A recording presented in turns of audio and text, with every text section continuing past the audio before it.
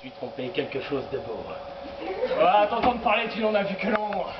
Moi, j'ai vu à nu des beautés en grand nombre. Ah, qu'elles avaient d'apport. Mais c'était de la chair, à qui pas un de nous n'aurait osé toucher. Je me doute de qui. Des nains de Diane, que je voyais baigner, monter sur un platane. C'était dans un ruisseau, dont l'eau tranquille et claire, à ces jeunes beautés sert d'hôtesse ordinaire. Je voyais à nu montrer de si beaux corps, que me dut-on changer en un cerf de 10 corps. Compagnon, si la troupe alors tu as perçu de nouveaux cornichons, ton front serait bossu. Et à que de coups de poing, à que de coups de colo, aurait bien aplané le poil de tes épaules.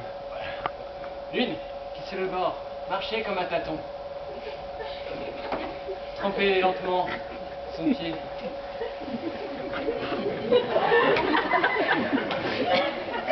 Nous jouons dans moins d'une heure. Votre texte, monsieur.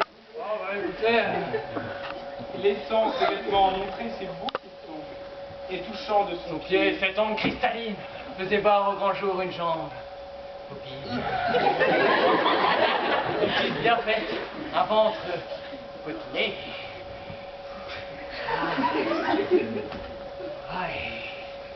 Et même le roi n'aurait osé y brûler. Ah, je dis comme un tison, fait une vieille souche. Ah, tu peux enrager, on en vient à la bouche. L'autre, qui sur le ventre, en grenouille nageait, retirait ses bras, elle les allongeait.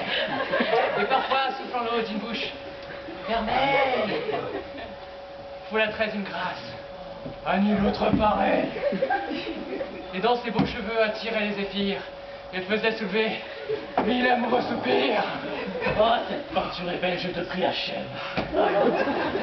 L'une toute nue, était dessus la grève, mais assise en posture à te faire pitié, car elle se retirait une épine du pied. Jambe assez haut sur sa cuisse creusée, et qui... Oh, le temps a été bien disposé. Une autre, en sort sur un prochain garçon, s'essuyer en tout lieu.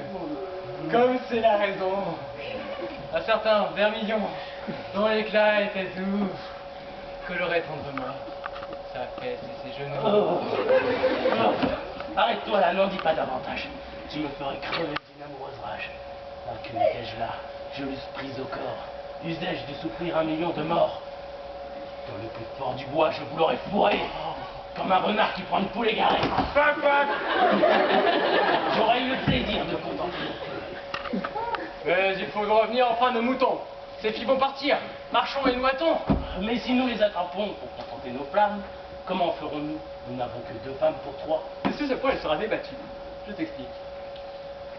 Nous pourrons, les ayant tirés au court pétu, la plus petite paille ira chercher fortune et de plus heureux enfants chacun. Non.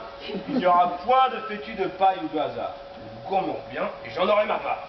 Mais il faut prendre le devant de ces animaux sauvages, et puis de leur peau nous ferons les partages. Allons de ce côté.